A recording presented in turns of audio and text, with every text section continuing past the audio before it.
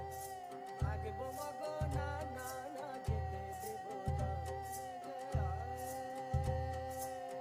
যেতে দেব না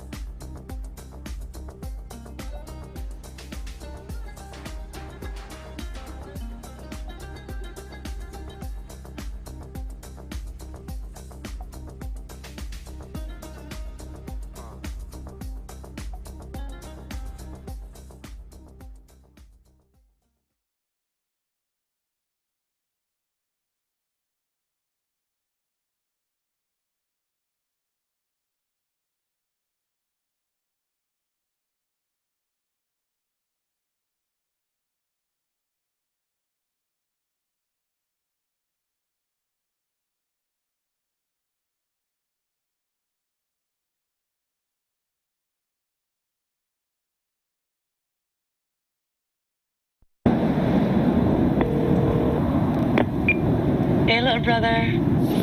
How's it going? I haven't heard from you in a while. So I've been thinking that we should take a trip together. Just the two of us. Like back when we were kids. Do you remember? Charging around all day with Mum and Dad. But this time, we do it our way. Like, no waiting in crowds or standing in long queues. We can make our own rules. And I think it would be really fun to hang out again. So what do you think? Let's do it? Call me back.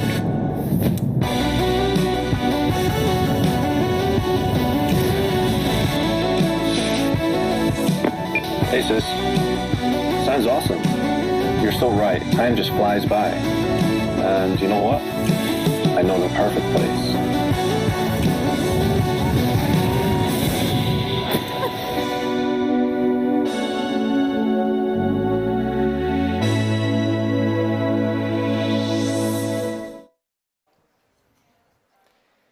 From mountaintops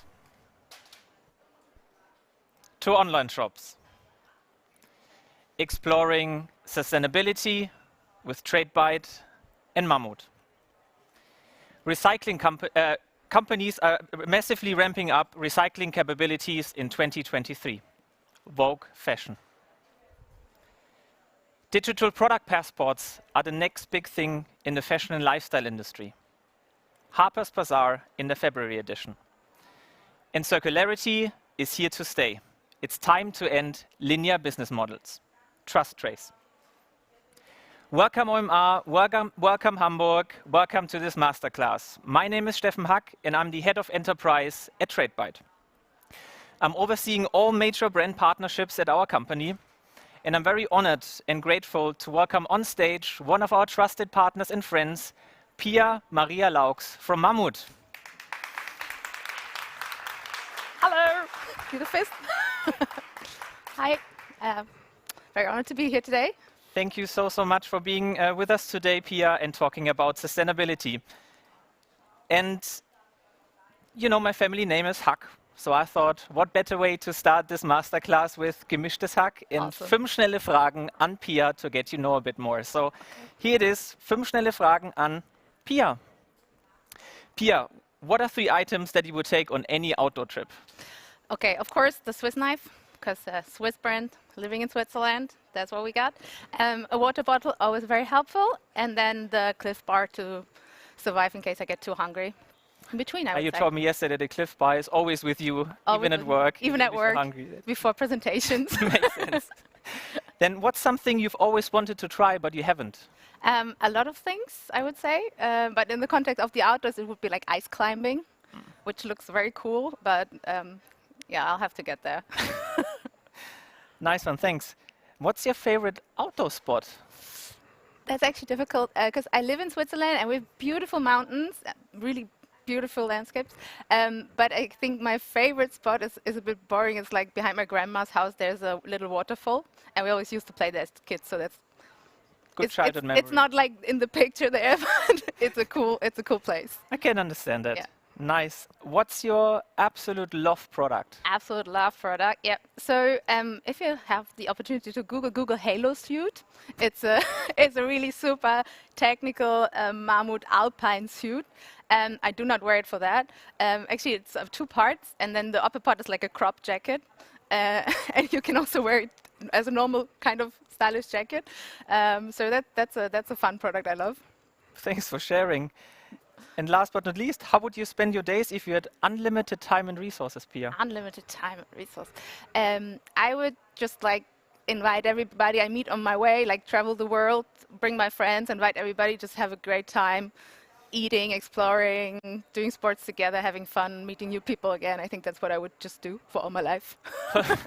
Cool, thanks for sharing. Then let's have a seat. Okay. Pia, why don't you tell the audience a bit about yourself, what you currently do at Mammut, and what your touch points with sustainability have been so far? Cool. So go a bit to the career journey to understand where I'm coming from and why I'm talking today about what we're talking about. One of my key experience or key inspirations was working as the first employee at a startup back then called Mud Jeans. And it was this crazy guy in Holland who was like, what if we stop selling products but we just lease them? And I was like, genius, that would solve so many problems. And then I learned all about, like, there's this concept about circular economy and so on. And I got really inspired and actually worked there for a while and did my thesis and so on there. But then life moved on, and because of this accomplishments doing that work, I got like scholarships to move to like Milan and so on, and then finally ended up in Switzerland working for the global lingerie retailer Triumph in like a very cross-functional function in brand management. So I learned everything from innovation, production, design, to really marketing and sales. And then I felt like, okay, now I get it all. I understood how this works. Now I make my own company. So I wanted to combine the idea of circular economy with like the fashion business and create it together with a friend, Share a Look, which is a rental fashion marketplace. So in case anybody of you is thinking to do a rental fashion market, please give me a call. There's a lot of things that you can do wrong. I did all of them. It's still there, but it is not the big revolution of the world yet. And we'll probably see later also why all these circular models are not yet in place so far. But what good came out of it, and that's actually still a successful project, is Kleid with an H. So I don't know if you all speak German, but in case you don't, Kleid is like dress and Leih is like rental, so that's a genius name, I think. And that one is a rental fashion boutique still up and running in Zurich. So that's my side hustles, let's say.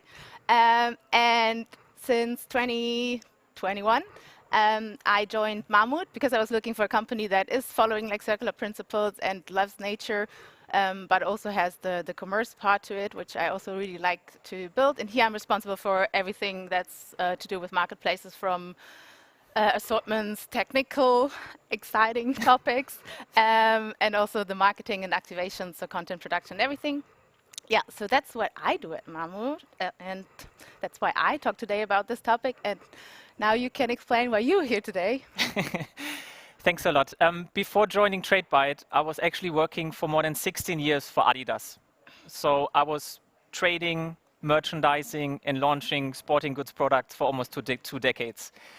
I started 6 years learning all the foundations, what it means merchandising and putting the right products in front of the right consumers at the right time, building product packages.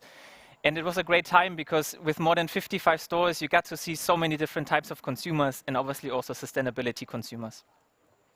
I then moved on and fulfilled my childhood dream and joined Adidas Football. I always wanted to sell and launch football products, and I got to work on an exciting business model called Glitch, the system error. And instead of Lionel Messi, Intersport, and a big shopping campaign or window campaign around World Cup, we started with 200 kids in London. We started with invite only, and we started only with the distribution in a mobile app. We delivered London, Paris, and Berlin in 3 to 4 hours. And if you didn't like that, next day in a dedicated time slot. We've been the first app to launch Apple Pay and PayPal Credit in Europe, and it was a really great time. And seeing the products that you somehow contributed with on the stage of the biggest World Cup, that was a great moment for me. Paolo Dybala rocking the designs that we created with kids in London, or Benjamin Mendy then winning the World Cup in the Glitch shoes, really a special moment. And then you might wonder, what does he do here on stage and talk about outdoor and sustainability? Pia and myself have been friendly competitors. So the last 4 years, I've been working at Terex and headed up the digital team there. Adidas Terex, for the ones who don't know it, is the branch of Adidas that takes care of hiking, trail running, mountain biking, climbing, skiing, free riding, and all winter sports. And I was very fortunate to work with my colleagues in brand marketing, sports marketing, us in digital, but also the market on a new branding, a new brand awareness campaign called United by Summits. And the story today is also, it's still relevant for this masterclass today, because summits, Pia, they don't necessarily always have to be the top of a mountain. You can have fun in the great outdoors with your friends. You can just go on a trail run. You can go around, a lake and do a simple hike, or you clean your favorite outdoor area and remove plastic from it, because basically the mountains are full of plastic. I'm still very proud of that campaign. That's why I thought, let's have a look at it and give you a little bit of, or me a little bit of credibility while I'm talking about sustainability and outdoor today.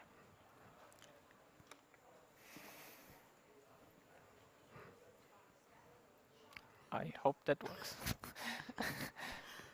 Does it? It was only when I pushed myself to the highest summit that I found my best self. Stop it. I once saw someone summit with their dog. It's time we got our heads out of the clouds. Let's be real for a minute. Summits can happen anywhere. Your summit doesn't have to include a mountain. It's your own barriers to break through. Your new steps to take.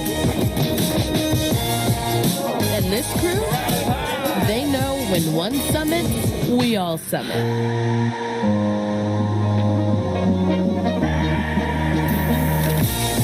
You can summit on ropes, on wheels, on trails, even with bales. Summits come in all shapes and sizes. The most important thing is that you find yours.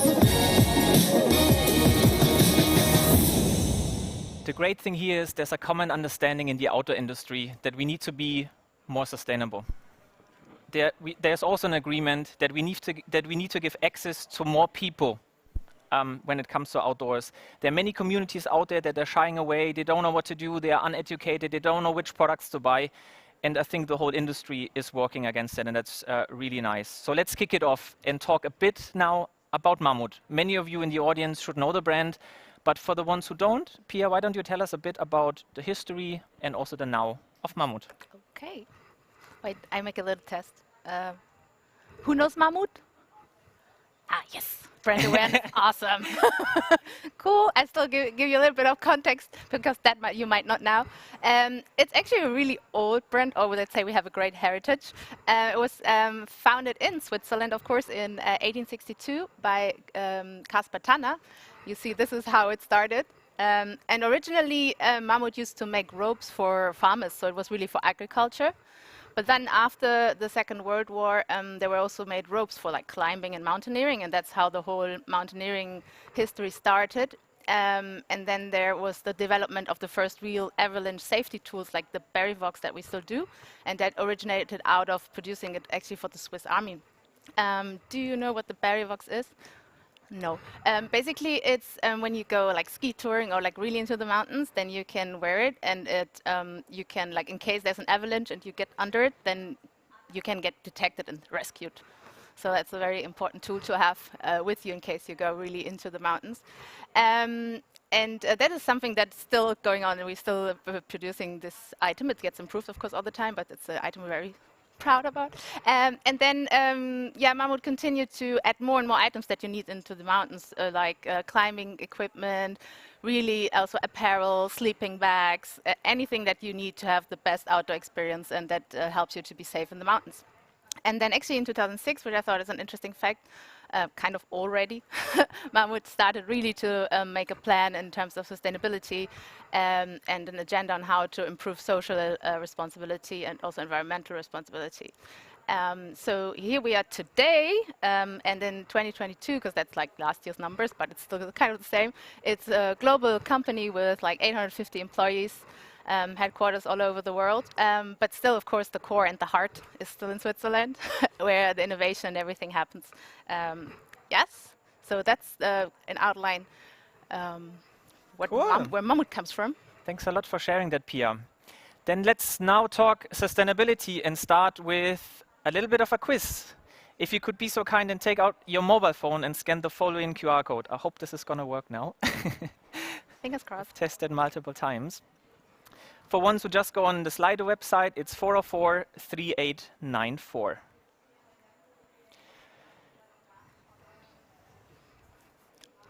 Another side note, in case there's someone in the audience not hearing us, channel 0 is the one to pick. If you pick channel 1, you're in another masterclass. That doesn't make sense. Good. I hope everyone has done it. Nice. That's a good crowd. Great to see. I give it 10 more seconds. Thanks a lot for participating. That's really nice. Oh, even 111. Good. Then let's kick it off. How many trees will the EU and its partners plant until 2030 as part of the European Commission Green Deal? 10 million, 3 billion, 20,000, or really more trees? We have more than 60 already, 80.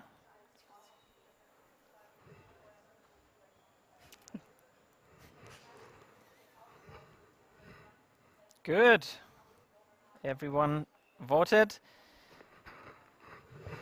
10 million, interesting. Right answer is 3 billion. So basically many of you guessed wrong. I found that number actually pretty impressive to think about that, yeah, European countries are working together to plant a lot of trees. Second question, how many hits do you get on Zalando when you search for female sustainable clothing? No cheating. No cheating, yeah.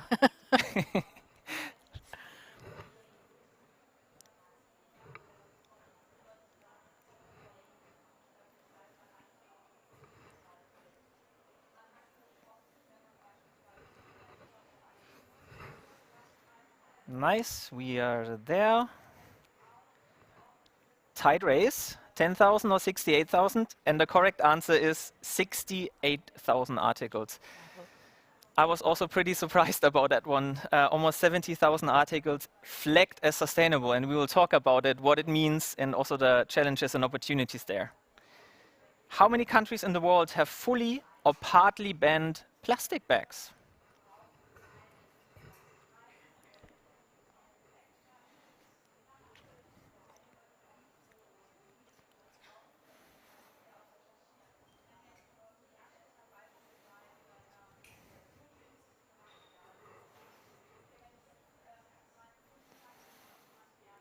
Nice, thanks for voting.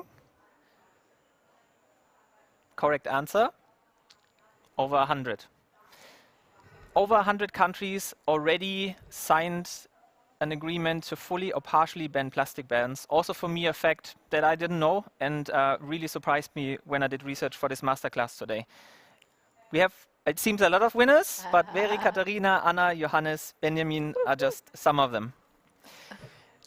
And then I would also like a little bit of a collaboration from you here in the audience.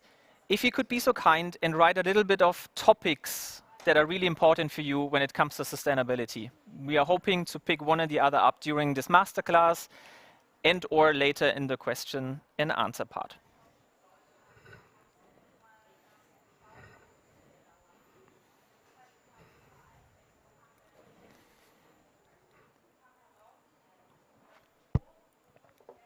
Got recycling, returns, upcycling, circularity, consumer, manufacturing and resources, data quality, a very cool one, traceability, CO2 neutral, sustainability throughout the whole supply chain, avoiding greenwashing.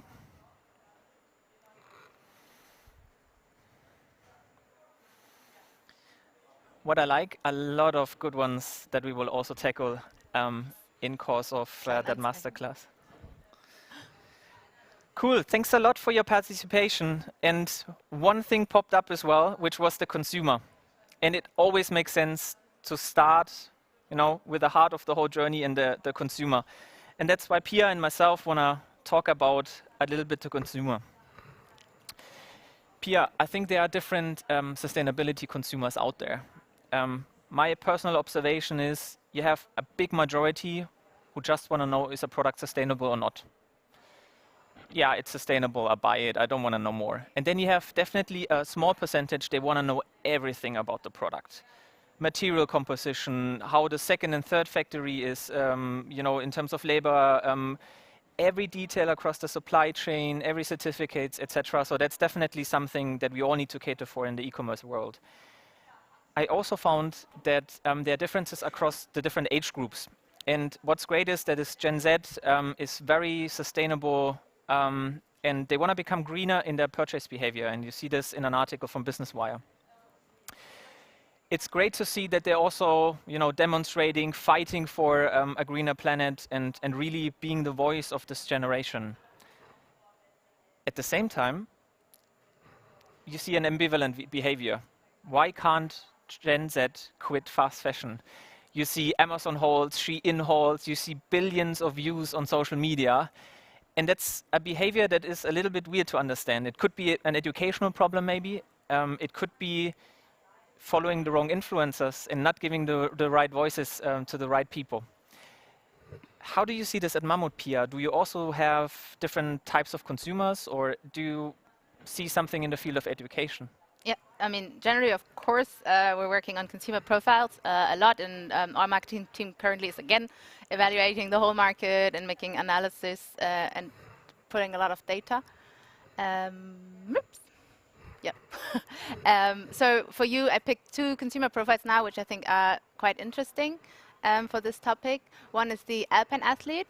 So that's really the geek. So the people who are really experts in a few more, let's say, extreme sports, like really good at skiing, really good at climbing, and they really do it to be good at it, to become better at it, to have also the perfect gear for it. And when it comes to sustainability, they really care about what a brand stands for. So like what are you doing in terms of sustainability measures? What are you standing for as a brand in general, also in terms of responsibility, etc. But they're not the ones who check every tag, like what is this recycled, where is this coming from, like not so much into the details. They just want to know an overall image and trust of the brand. On the other hand, we have the conscious explorer, and that is a bit of a different target group, because this segment is really about the social experience of the outdoors. So it's not about proving yourself, reaching the next peak or so on. It's more about having a great time with friends, climbing, camping. And then this target group is rather interested a lot into details. So they really want to know everything that they can about that specific product, and they want to get all the information also. Also, an interesting fact about this target group, as a side note, is that this is not such a heavy online profile. It's actually people who really like to go also to the stores and have an expert person telling them all that, as long as we don't have more digital information available. But yeah, so these are, I think, 2 interesting groups for that area. But what's also quite important, because you were asking for education, is that we supply all information. How can we maintain products the best way? Because the most sustainable solution is to keep the products that you purchased alive, let's say, or in use, so that you don't need to purchase a new one. So that's how we supply really care instructions per product online, and also it comes with the products. So how do you maintain, how do you wash, how do you repair these products the best? I think this is a really effective measure. And another topic is also community engagement. So of course there's different engagements that different consumer groups like. For example, the alpine athlete, they would not come for like a mountain day with us to hiking and collect like waste from mountains, but they would love to have really an expert teach them how to like reach the next peak, how to, you know, these kind of things. But also on the other hand, besides the actual target consumers, there's also an element of accessibility and making this experience open also for less privileged, let's say, people. For example, we work together with Tradebyte to have refugees equipped with the right equipment, and to have them learn how to, for example, climb or run and hike, etc. Which I think is also another field of engagement and education. Yeah. And then there's the question, what's your view on that? I think, first of all, it's important that we give the voice to the right people when it comes to sustainability. I just put one out there, Heidi Kalusa, the Rogue Essentials, promoting heavily and pointing the fingers towards brands, really sometimes being provocative and asking the right questions.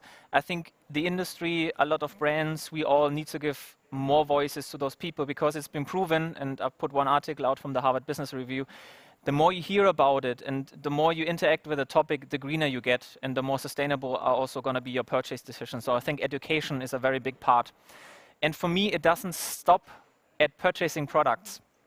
You were mentioning education, you were mentioning also giving access to other people to the outdoors. And an interesting partner that I also like is Digitize the Planet. Digitize the Planet has one goal: digitizing all rules in the great outdoors in mobile apps. So you are new to the outdoor, you want to start your first hike, what do? You go in your car, you go to the parking lot, and there's always a big sign: do not litter, do not wild camp, do not leave the trails, don't do this, don't pick wildflowers, etc. And this young generation now entering the mountains, they won't read signs, right? But what they do is they read maybe an instruction and information in an app, or why they are in commute, or why they are in outdoor active navigating. So this education part is a very important one for me, because sustainability doesn't stop when you've done your product purchase. It also starts when you go on your first hike or your first adventure in the great outdoors. Thanks a lot for that first part, Pia. Let's now switch a little bit gears and talk about one of your favorite, I know that, circular initiatives. A hot topic right now at the moment. And it's something that is also sometimes a little bit undefined. Our definition of this is garments should have more than a single lifespan and are designed with an end-of-life solution. They are designed to be used again. Many industry partners, many brands are in this field, and hopefully soon are gone the days of overconsumption and also make, use, dispose. So after you've purchased the product, after you went on 600 kilometers of trail running or 800 kilometers of trail running, you just throw it in the bin. Products should be designed in a more circular way. When you look in the industry, there are some brands and some partners that already do this. I could have picked 50 examples, but I picked Adidas because of my history with Made to be Remade, where there are basically shoe designs to be worn again, to be destroyed again and made into new material, then resulting in new shoes. On running, with their cycling running shoe, they connected this with a subscription model. So a lot is happening out there in the industry. And Pia, I was wondering if there's anything in the field of circularity that Mammut does. No. Yes, of course there is. I think generally, if we look at circularity and also services at Mammut, we have those two fields where we talk about responsible consumption and responsible production. And we're working on all of them. But to be fair, I mean, it's a huge topic, as I already kind of spoiled in my introduction. It's getting circular is not like an easy exercise where we just decide a few tweaks and then next year we're there. It's really like a step-by-step approach. It's trial and error. And that's what we see. So I'd like to introduce one project that we're working on. It's called Close the Loop. And it makes a lot of sense for us because like we originated as a rope company, as you learned.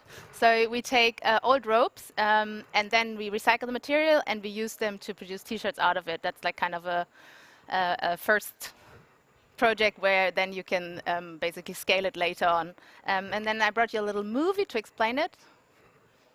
Better than me. So here you go. Analyzing our carbon footprint, we face the fact that ropes make up 14% of our yearly emissions. In order to achieve our goal of reaching carbon neutrality by 2050, we needed to tackle the rope's footprint first. To solve this problem, we started with what we already knew. First, the production of ropes is an energy-intensive process, and it creates waste. Second, the lifetime of a rope depends strongly on how often it's used, and on average, a rope reaches the end of its life after about 5 years. So we had to find a way to give the ropes a second life in order to decrease our own emissions in the process. For decades, ropes reached a dead end after their production, use, and end of life. So we were looking for a new way to collect old ropes, regenerate them, and design new products with this material. That's why we launched the Close the Loop project in Switzerland. Together with the NGO Protect Our Winters, we give climbers the opportunity to send their old ropes to us at Mammut for recycling, no matter the brand. In addition, we set up more than 50 collection points in outdoor stores and climbing gyms across Switzerland, so climbers can return their ropes conveniently after their workout. From there, they are collected and taken to Mammut headquarters. Together with rope waste generated from our own production process, the ropes are sent to our partner Aquafil, and combined with other nylon waste, the regeneration starts. Once in Slovenia at the Aquafil regeneration plant, the ropes go through 8 different steps that include preparation, washing, and eventually the depolymerization. This allows to regenerate nylon waste back to raw material in order to produce high-quality econyl nylon. The econyl yarn is then weaved into a new fabric, out of which the new T-shirt is finally produced. With this process, we are able to make sure that the ropes enter a circular economy and can be given a second life. Yes. Very interesting. Thanks a lot for sharing this with me and also the audience. Yeah, so that was an example for really a recycling project. On the other hand, we're also working on repair. So I just got the latest numbers from last year from our CSR team. It was 15,000 repairs in Germany and Switzerland last year. The report is not completely finalized yet in terms of analysis. So, but for 2021, for example, it was 14,000, and then we managed to save 375,000. 7 kilo of CO2 and 3 million liters of water. So that was it's quite the impact when you think about how much repair can do. So there's definitely an area to focus on also, and it's relatively easy. I mean, you need to set up the logistics and invest in the people, but it is having quite the impact. And now the question is, how can the e-com world support us in terms of creating this circular economy that we're talking about? Yeah, it's definitely a hot topic in the e-com world as well. And I think what we all need to do, and this could be service providers like Tradebyte, it could be retailers, it could Zalando, About You, the specialty accounts, it doesn't matter. We all need to work together to optimize return processes and take-back processes. One of the hotter topic right now at the moment is multi-channel fulfillment, but with fulfillment can also be maybe multi-channel returns. If we think circular, we need to think across the whole supply chain, Pia, right? So if you purchased your product at Zalando, why not returning it with your About You order? Or why not bringing it to the next Mammut store or even sending it back to a Mammut warehouse directly? So this kind of smooth processes need to be definitely worked on. Secondly, I think we need to work on data, showcasing what are the more sustainable products, showcasing what are the circular products, and enabling that with a proper and clean master data is highly important, because how do you want to set up a returns process when you don't know the material, when you don't know what it is made of? No one can prepare accordingly. And I also believe it's a great opportunity for loyalty and membership, because a Mammut consumer bought, I think, Eiger jacket, a very expensive, jacket, and then after a while gets used and used and used, potentially even taken back, produced in a new product. So you have already the consumer. Let's reward him or her. This could be easy as a discount, but this could also be free repair services, invitation to events or whatever, but rewarding the ones that are loyal to you and also sustainability. I also want to take the opportunity now to talk quickly about Tradebyte and what is it that we do. To put it in one sentence, Tradebyte is the leading integrator for brands to sell and trade profitably on over 80 marketplaces in fashion, lifestyle, and sport. And we are connecting brands like Mammut, with consumers, and hopefully also in the future with more sustainable consumers.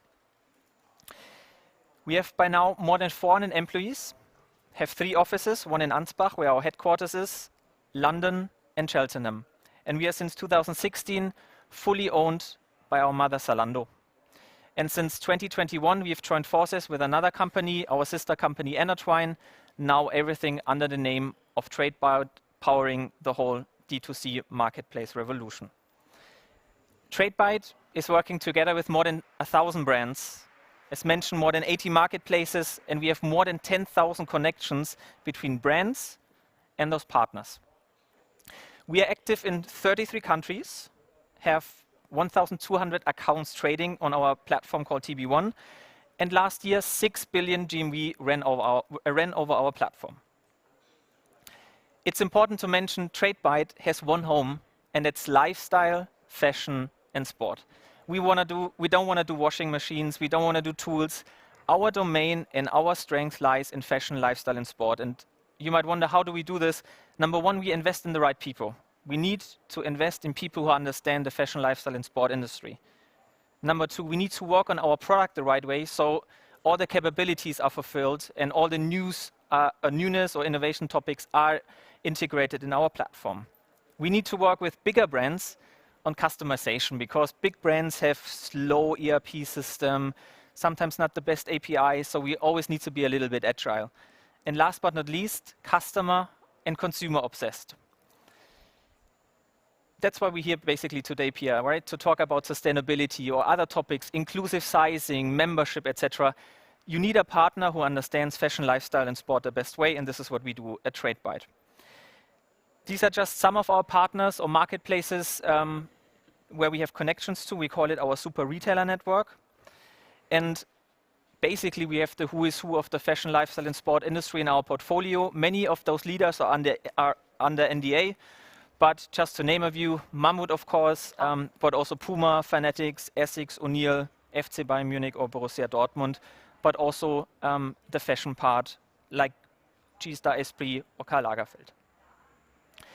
We also give our partners access to an ecosystem. This could be data and analytics, this could be fulfillment, or this could be agency work from performance marketing to other services, because we want to be a partner in crime to work together in making the e-commerce journey as smooth as possible. Enough about Tradebyte, Pia. Let's talk about a very exciting topic of mine, the digital product passport. I think that might be the biggest news for today. I think at least for a few of you here in the audience, what is the digital product passport?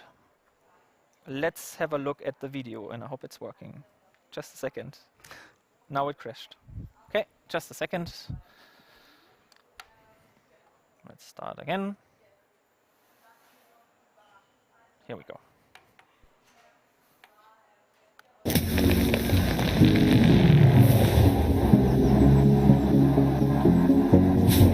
The European Green Deal is Europe's new growth strategy. We have to act now. The European Commission has prepared 3 concrete actions that will offer a strong basis for the New Deal.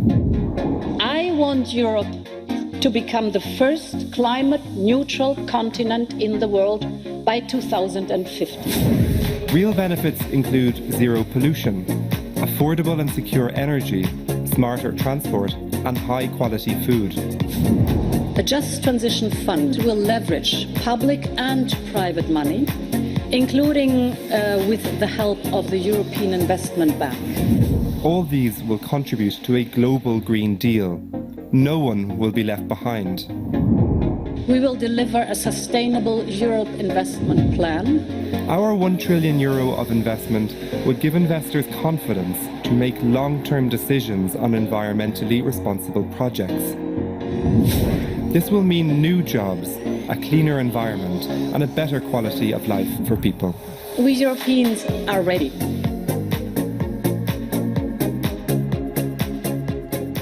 The digital product passport is part of a bigger thing called the Green Deal of the European Commission.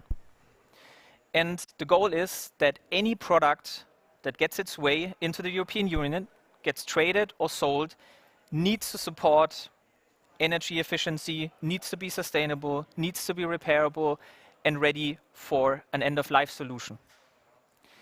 And the digital product passport per se will become a necessary document for all of you, for many e-commerce brands, for retail partners, for everyone trading within the European Union.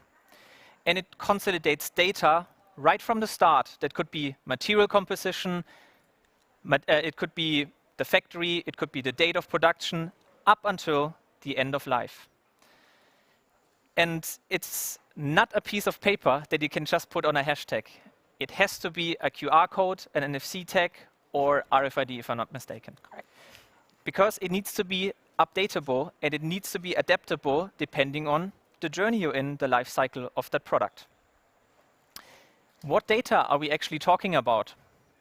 It starts with basic product data.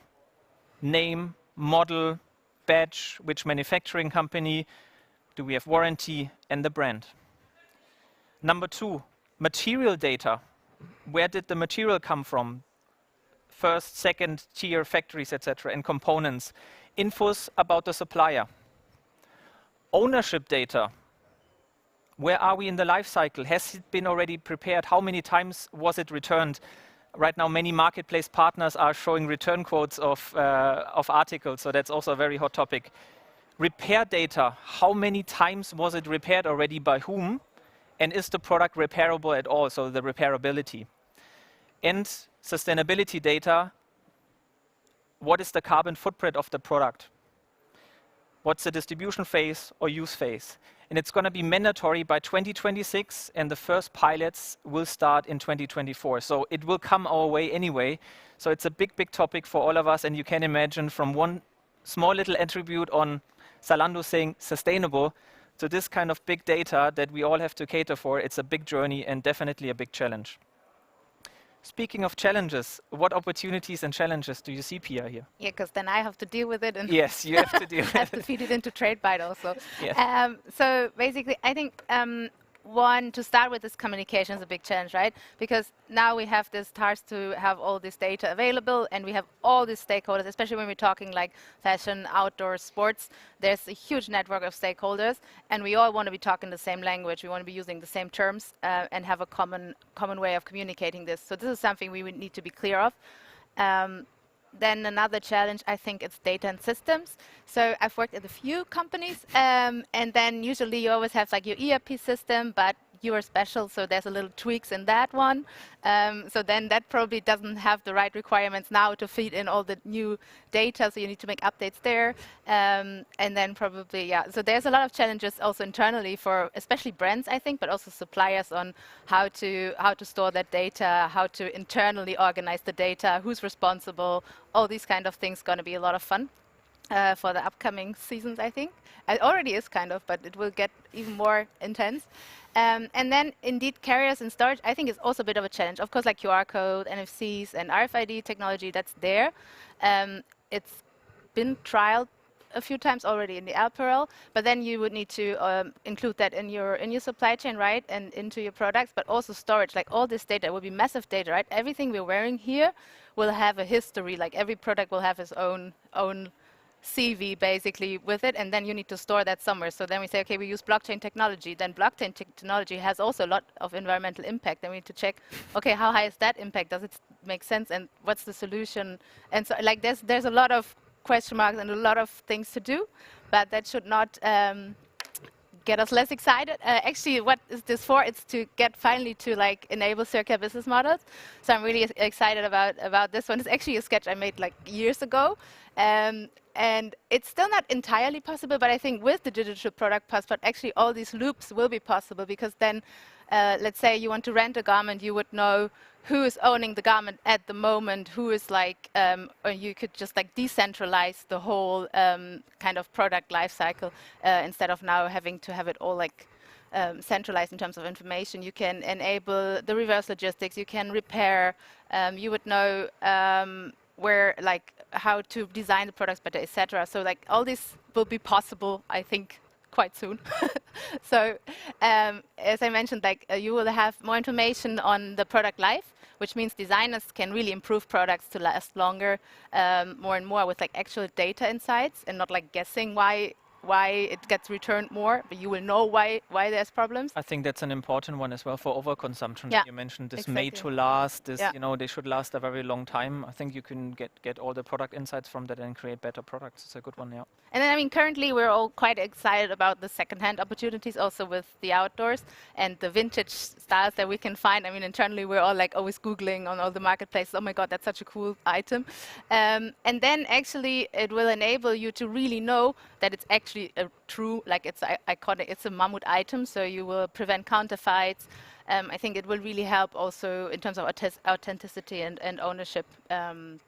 So that's one. And then what you've been already like mentioning before, customer loyalty, because we will have much more information that we can share with consumers, but also consumers can share more information with us so that we can cater more to their needs and we can get them more involved into our brand, our experience, etc. So there's lots of opportunity there. I think lots of work first, but then it's going to be great. So then it's like, what's your take on this one? Yeah, it's a very complex and difficult topic from my end, because a lot of players are affected by the digital product passport, Pia. Let's start with repair professionals. Repair professionals can set up businesses, and I think many will arise, and all of a sudden they know if a product is repairable, how it is repairable, how many times it was already repaired. So I think we're going to see a lot of businesses showing that. I think many brands start this in own retail, etc. You see more and more repair stations. I think that's a very important one. Recyclers can better prepare to recycle materials, and they can set up the production facilities in a way better way because they know what materials will come. They already know that from the production, and it's way better than today because the information is really key to make that efficient. Consumers, we talked about them, right? All of a sudden, they get full transparency on the supply chain. They get full transparency about labor. They get full transparency about how many times it was used, etc. So they can be empowered to make better sustainable purchase decisions. And I think overall that would help overconsumption. Governments and public authorities, I think, they are trying to set a standard right now at the moment, and with that will always come compliance and certificates. So I think there we're going to see a lot of new information that needs to be stored about sustainability certificates. Is a brand certified, yes or no? Is that European compliant, etc.? And last but not least, material suppliers. I think there's no point in hiding anymore when you anyway need to show the data. So many suppliers will get rewarded if they do fair labor, if they support sustainable materials, and if they help the whole end of life cycle. Suppliers that don't support that, I think, will be definitely having bigger struggles, at least in the European Union. And overall, I think we as Tradebyte, we as also the e-commerce industry, we need to prepare brands and retailers for these upcoming requirements. A funny side note, a couple of weeks ago, Zalando has changed the attributes on sustainability from 1 to 4 and informed the brands like 2 weeks prior to go live, and that caused a big problem everywhere. No one was prepared. So really tackling this topic already now and starting to prepare every partner is really important. Secondly, we all know how complex brands are, middleware providers are, and retailers are. We need to work on standardizations. And Tradebyte and also Zalando is part of the European Commission work group to work a little bit on what are standards in the e-commerce marketplace when it comes to this data. Number 3, I'm a firm believer it's not enough to just trust brands, what they can deliver. We also need to see the consumer journey side on marketplaces or retailers or online retailers. What additional info can we give so consumers find it even more, find it even better? And I think enriching of data is a big one. And last but not least, I mentioned it already, showcasing and being able to pull out certificate will become more important from our end, for sure. Pia, let's look now at a little bit of a use case from Mammut. Okay, I think since our presentation is coming a bit to like an end, I'd like to zoom out first, and then I get into that. Of course, all these efforts are part of a bigger plan, right? So the overall goal is, and that's also what Mammut is joining and trying. Let them clap. Is to reach net zero by 2050. So, and then you have all these different parts that we were also talking about. And what we were not talking about today is so much renewable energy. But it is a big part to also support suppliers and so on to use renewable energy, and then circular business models and solutions. We've been talking today about that one. Lower impact materials. I think we also talked about that briefly. Efficient production processes, of course, at part of that, and then of course reducing like the air freight and so on, which is something that we're really committed to do, and then having renewable energy also in our headquarters operations in the cars. But that might not be enough to hit the net zero. So another thing that comes on top is actually compensation to removal. So not just planting a tree and saying, oh cool, I'm compensating, but actually taking out CO2 of the atmosphere. And that's where I brought an example for you. So if we summarize kind of what we were tackling today, and we look at our current trail running collection, then you could, for example, take the orange energy jacket, and you would have your digital passport, and then that your consumer, you go to the store and you scan it with your phone, and you would see, actually, it's carbon neutral because carbon was removed. Just quickly, in case you have not heard about decarbonization, we work together with like Climeworks, and they take the CO2 out of the atmosphere and they store it underground. So it's actually removal, not compensation. It's really removed from the atmosphere. So then as a consumer, you could see that, cool, this jacket is kind of CO2 neutral. It was done with like Climeworks together. It's made from recycled material. It was produced fairly in Vietnam, and so on and so on. And then you could make a conscious decision and say, hey, cool, I want to have this product. And then probably next year, you're getting out your trail running gear for spring, and you're like, oh my God, I bought orange, why? And then you go and you resell it on like an online platform. And then the online platform knows already, cool, it's really a Mammut jacket. It was produced sustainably, fairly, great. The value is X, Y, Z, let's resell it. Then the consumer buys it and can see, oh, cool, Pia owned it before, Vinted or any other sold it. Cool, I have this jacket now. And then at the end of life, it would go to the recycler, and the recycler would know, okay, this is PFC-free DVR, this and this material I can use now to create this and this product. So I think this is kind of the bigger picture that is coming soon, hopefully. And I think that's a nice vision that's coming to life now. So I just leave you with because we started with the video with a bit of an inspirational, active video, if it's working. Yeah. It's working, yes. That's about the trail running.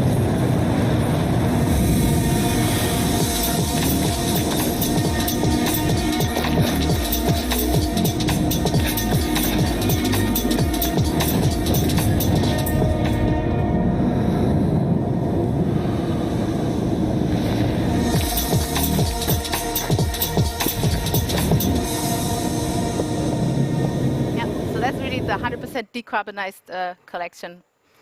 Cool, many thanks for sharing.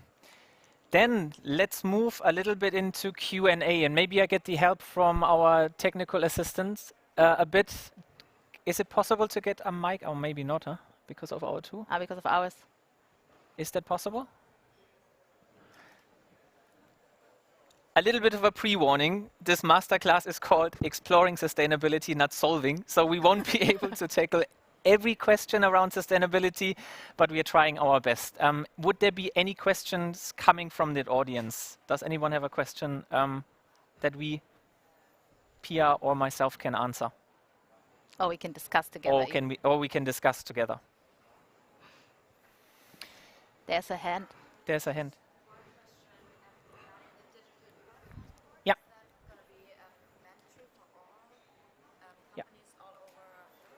Yeah. So the question was if the digital product passport is going to be mandatory.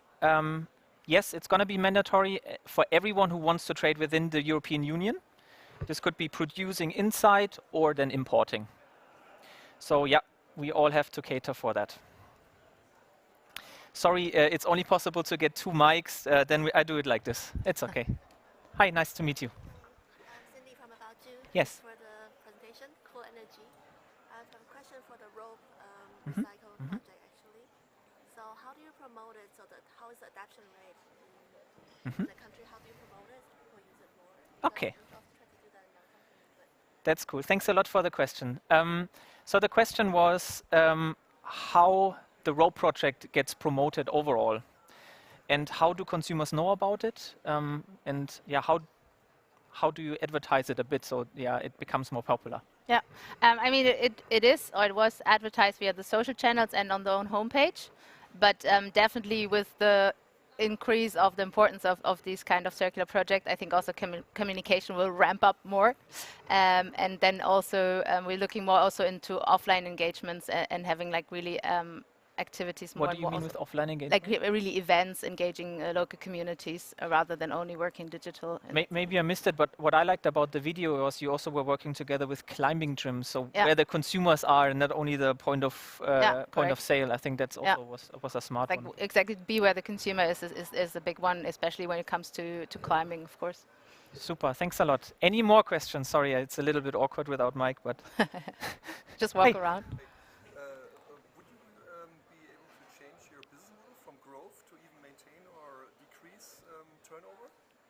I think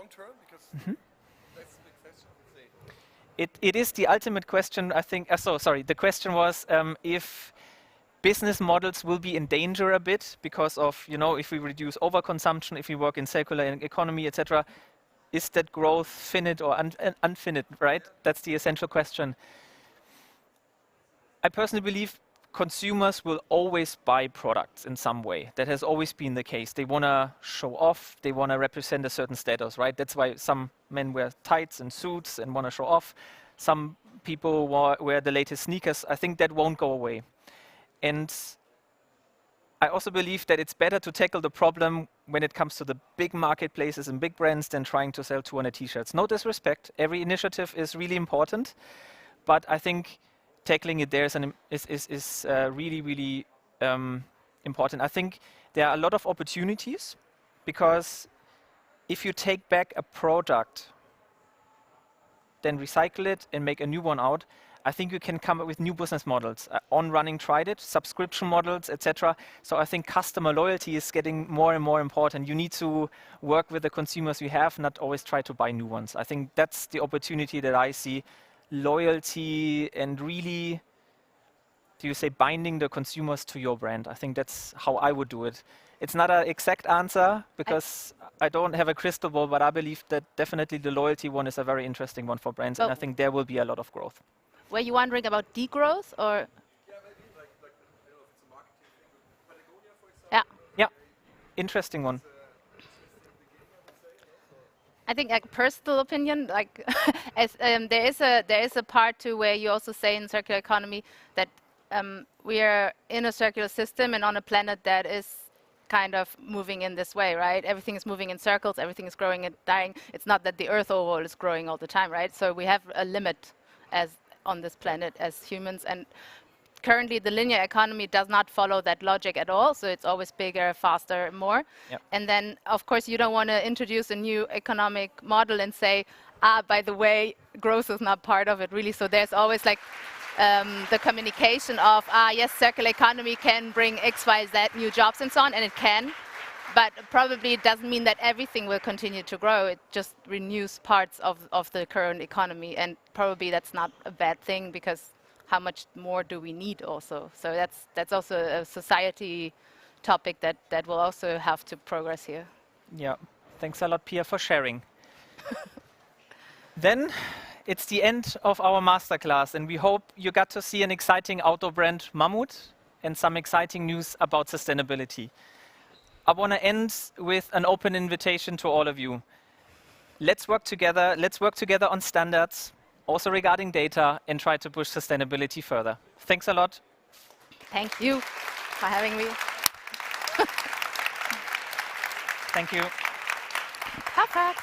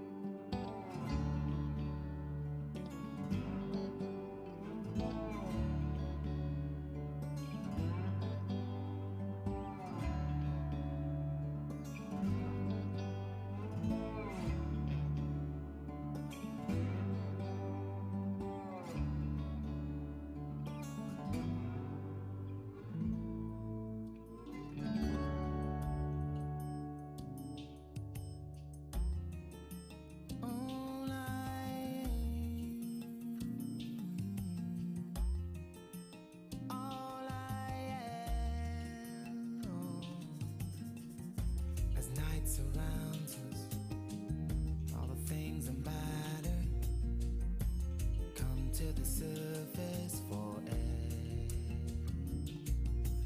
Nothing else here disturbs us, only the rattle of bones.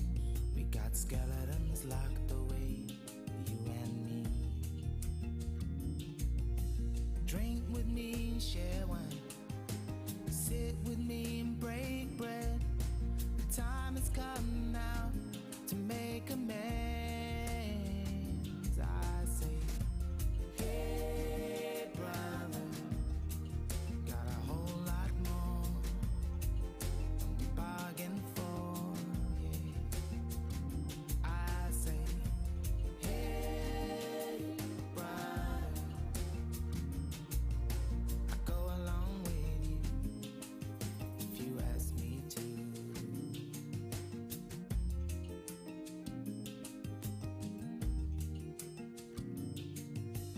Picture the world of marble spinning in cyberspace.